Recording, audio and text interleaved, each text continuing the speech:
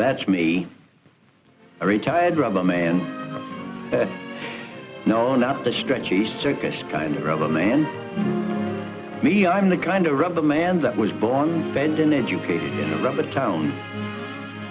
Worked most of my life in a rubber factory. Now retired, feeling good, enjoying life. Some fellas, when they retired, moved away, but not me. No, sir. I kinda like this rubber town. Lived here a long time, know most everybody. Take George Smith there. Knew his whole family. Went to school with his father. And Bill Houseneck. He started working in that hardware store the year I got to be foreman at the factory. Yeah, it's a nice town.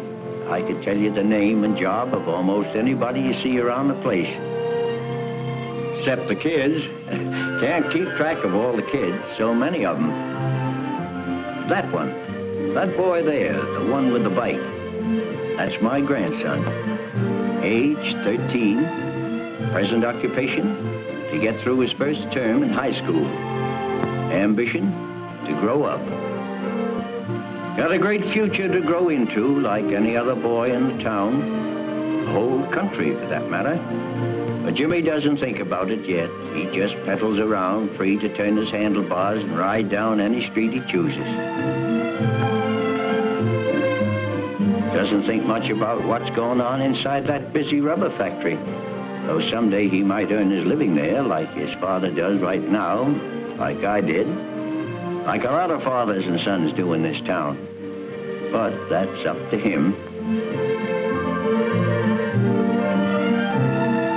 Yep, he's free, all right. And he doesn't even know it. That's the way it should be. He'll grow up and find out.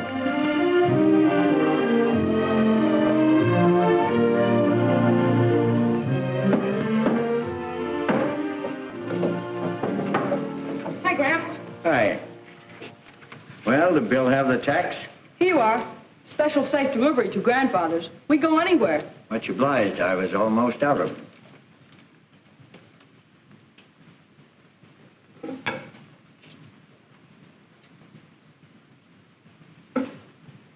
Foam rubber, huh? Yep. You gonna cover all the chairs over in this stuff, Gramp? Most of them, I guess. In time.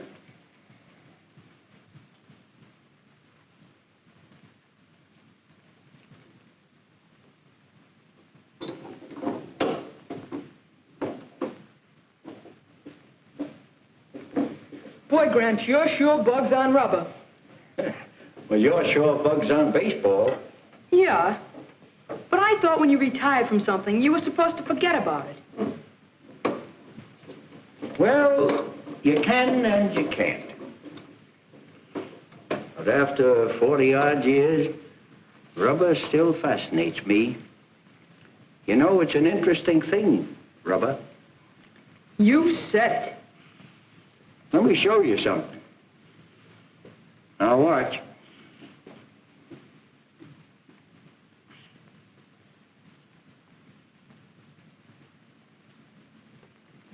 You see that? In foam rubber, the air goes right through. And yet in that inner tube over there, the rubber is airtight. Now take this rubber pipe stem. It's hard and strong, and it won't bend. Yet this rubber band will stretch and snap right back again. And then take this rubber sponge. It'll soak up water. Yet that raincoat over there, the water will run right off of it.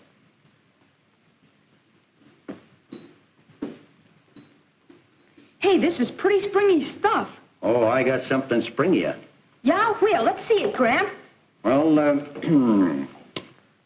you go upstairs and bring me an egg. An egg? Yes, a nice raw one. Huh? Go on. You deliver anywhere, don't you? Okay.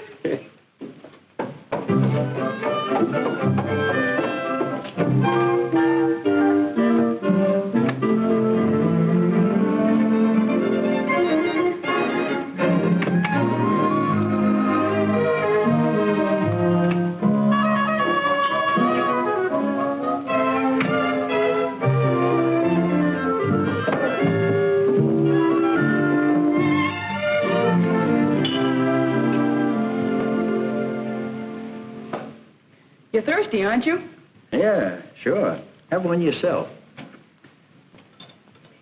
You know, I guess I'm pretty dumb about rubber. Company makes things out of it right here in town.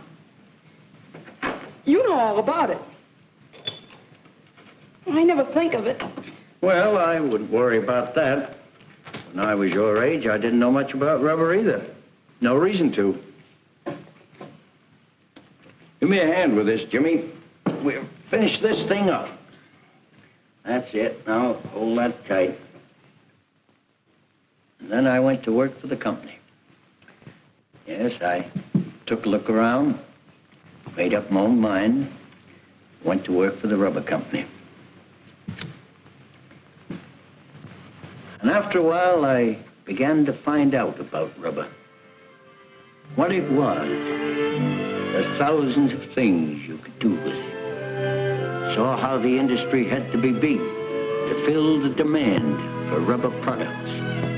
About 1,000 rubber companies in this country, big and small. Saw a lot of scientists and engineers working on rubber, figuring out ways to make it do more things so people could use it more, help them to live better. The more rubber people used, the more we had to make. So that meant more people like me running more machines. Thousands of people making something that other thousands of people need and want. That's what business is, people. Small business or big business. It's people. It all seemed kind of exciting to me, so I stayed. You might say I worked in rubber and retired on it. Well, there she is. Now let's get her back where she belongs. Don't forget the egg. What are you going to do with this thing? You'll see.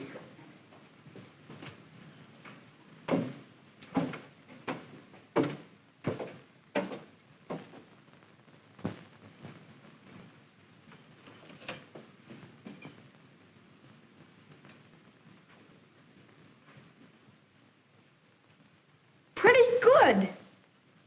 Hey, this is pretty good. How about the egg? Oh, yeah.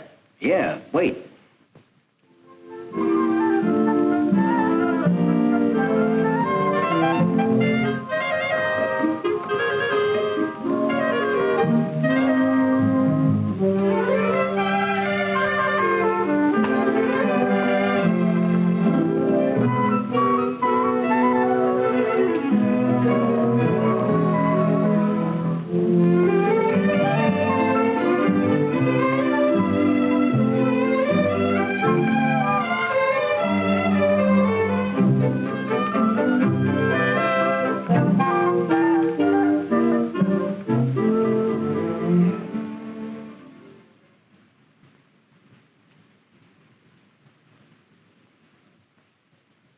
Important things, plantations.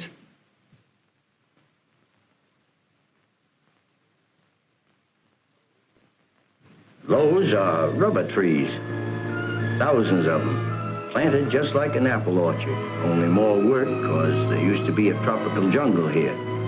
They had to build roads, bridges, and railroads, plant the trees, wait for them to grow. It's a good thing they did, because wild jungle trees never could have supplied all the rubber the world demands today.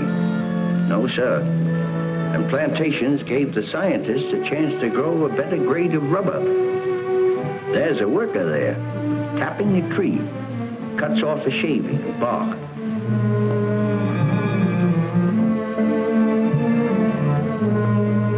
Those white drops are rubber, liquid rubber. They call it latex. Just a drop at a time, that's the way we get rubber from a tree. Now you see why the plantations have to be as big as they are. And why it takes so many people and so much equipment and machinery just to get the rubber ready to send halfway around the world so we can go to work on it. Well, that's natural rubber. Remember the time when you and Dad and I went through the synthetic rubber factory? Sure. Remember what it looked like? Well, well, Gramp, that was 3 years ago. I was only a kid then. All I can remember is a lot of tanks and pipes. Yep, tanks and pipes and pumps, all working and mixing up different chemicals, making rubber. Remember they told us synthetic rubber is made from 2 chemicals? Well, let's see. One of the 2 chemicals is made from either crude oil or alcohol. Call it butadiene. The other stuff is styrene. Comes from coal tar. They add a few more chemicals and the whole batch goes into a kind of pressure cooker that heats them, stirs them, mixes them. And we have synthetic liquid latex. Most of it's turned into dry rubber.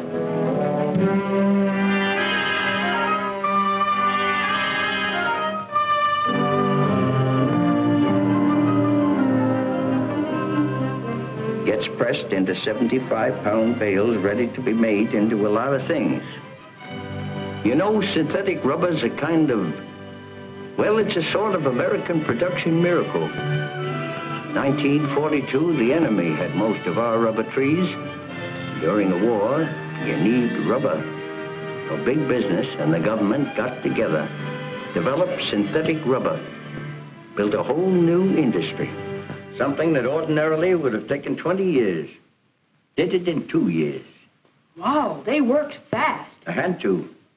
You need a lot of rubber during a war. One of the most necessary things there is.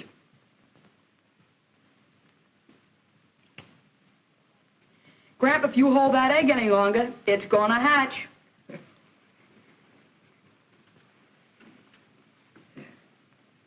What's that?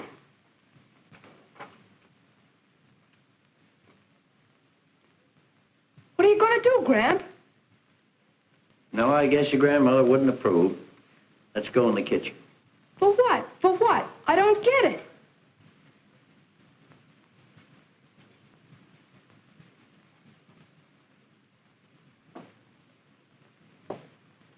Yeah, this is much better. What goes on? Now, just put those bottles on the table and stand over here. Now get ready. Now catch. No, Jimmy. Get back. Get back. Now you ready, Jimmy? Now catch. Hey! Can I, Sure, go ahead.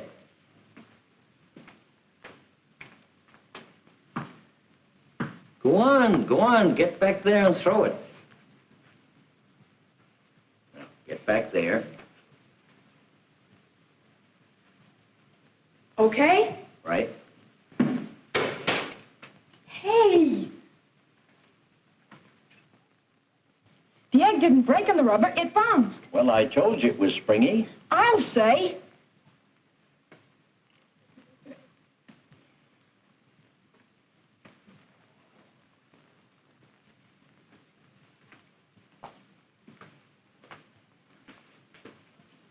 What kind of rubber is it? Cellular rubber. It's a new kind of rubber with nitrogen blown into it. Makes it absorb shocks. May save lives in accidents. Oh, brother. What won't they think of next? Well, Jimmy, they keep thinking of lots of things because rubber by itself isn't of much use. Just like flour, if by itself wouldn't bake you a cake, rubber by itself wouldn't make you a useful rubber product. Take a bale of natural rubber, for instance. First thing you know, sort a giant meat grinder chews the rubber, softens it, gets it ready for processing. Different rubber products have different recipes, but they all start out the same way. Got to be mixed. One way is to put the rubber and the chemical compounds into a Banbury mixer. Or you squeeze the ingredients in a rubber mill till the rubber's smooth, even. Beats me how people think up all those machines. How they make them do, I don't know. Well, it's like I said, people working together. Takes some people to figure out how to put the machinery to work, to manage it, make it pay off. Then other people to work the machine.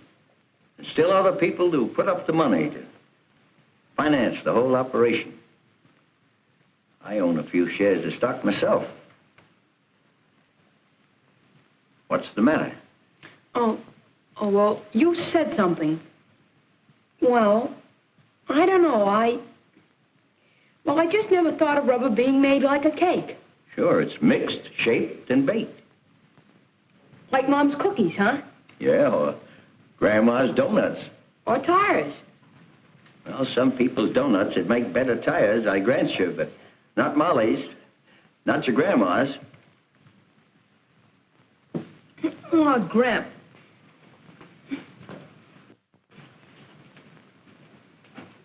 Well, tires just look like donuts, that's all. That's right. And tires look like barrels. Barrels? Kind of a peculiar idea, tire looking like a barrel. But it does. Yes, it does, that is, before it's baked. I was kind of surprised the first time I ever found it out. Went up to visit one of the company's tire plants. I saw my first barrel tire. Tires are built up layer by layer using sheets of prepared rubber with cords inside.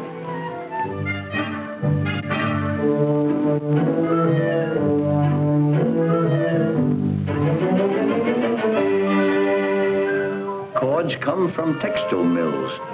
That's how rubber companies got into the textile business. There's a tremendous amount of work to be done before they start putting the actual tire together. They have to coat the cords with latex. Then they squeeze a coating of rubber over the cords.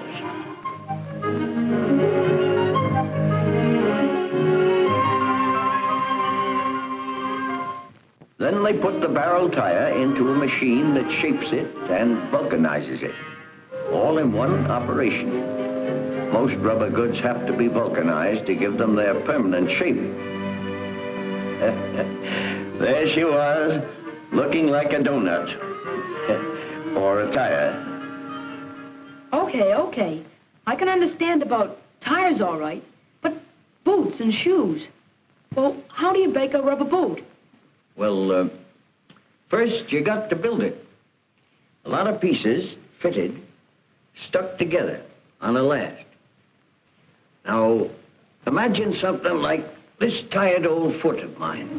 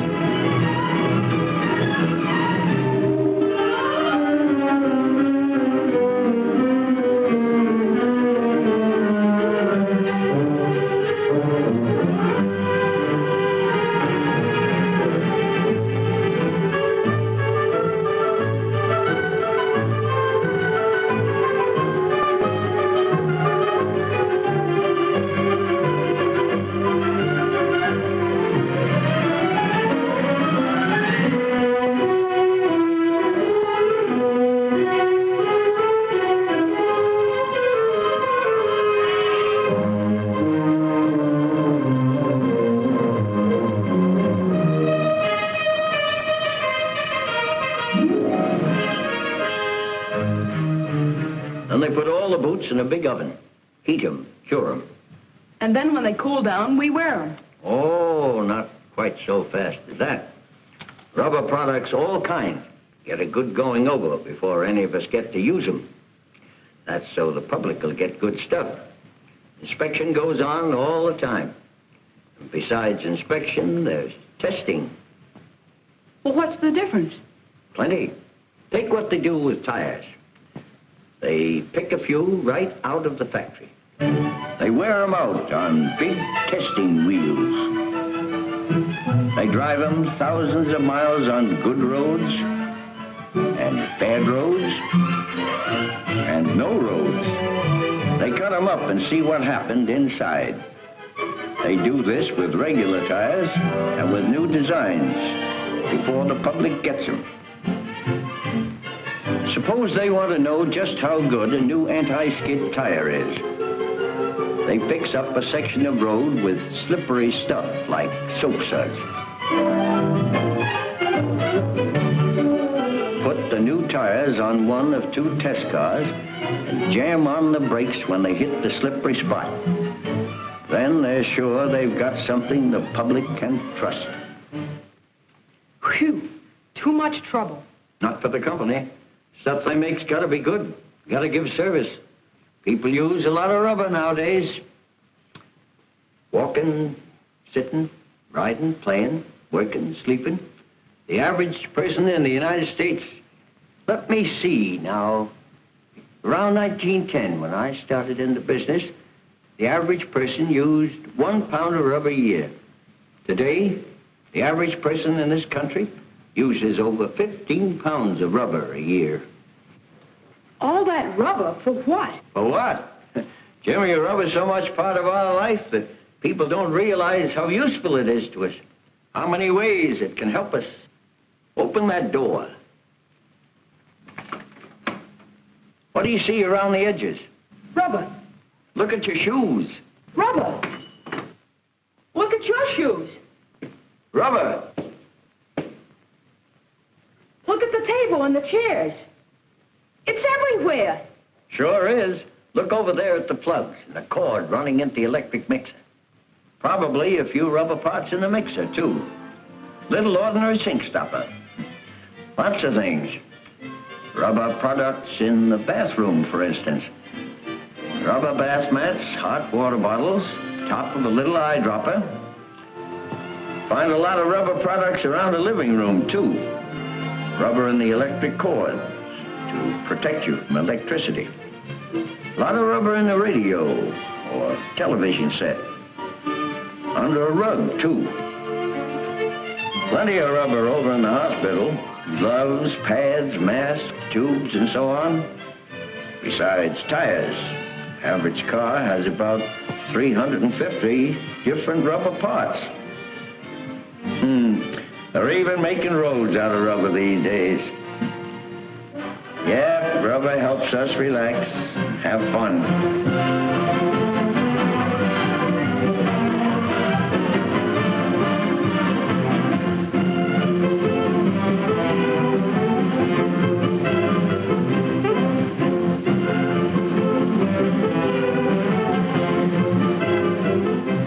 You'll find rubber in lots of places. On a farm. Rubber is used plenty in all kinds of factories.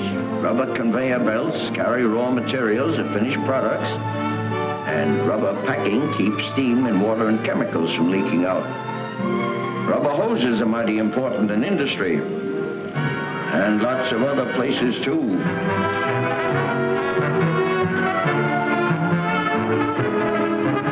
Seems you got to defend yourself nowadays if you're going to stay free. The modern army moves on rubber. Yep, rubber is needed in every branch of the service.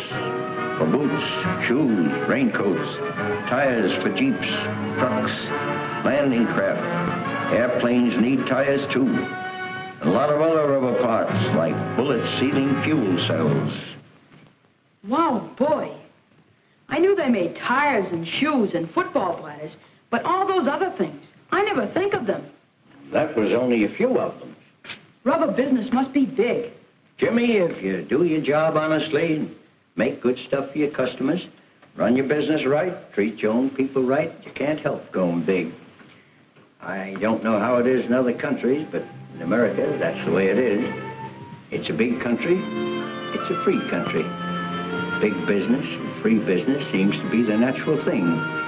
Seems to be the right thing. Well, they sure turn out a lot of things. Everywhere you need it, there's rubber. Yes, Jimmy, and where there's rubber, You'll always find a scientist mixing chemicals, workmen mixing and molding, making 30,000 different rubber products. People working rubber so rubber can work for people.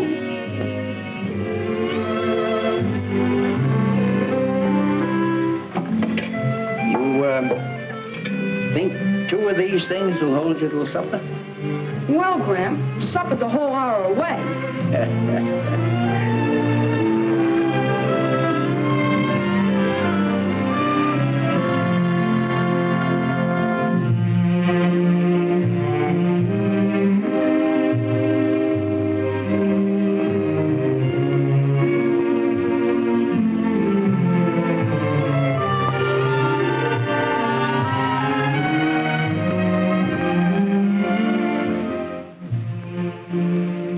Well, there he goes, pushing his rubber shoes on his rubber pedals, pumping his rubber wheels through his rubber town.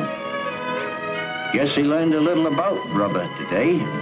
Tomorrow he'll learn a little about some other thing, somebody else. And that's the way he'll grow up, a little at a time, nice and easy. Because in this town, in this whole country, we got a thing called freedom. We don't think about it all the time or talk about it much, but we believe in it and we fight for it when we have to. Because it's just about the most important thing there is. Yes, sir. Guess everybody's got his own particular reason for wanting to keep it this way.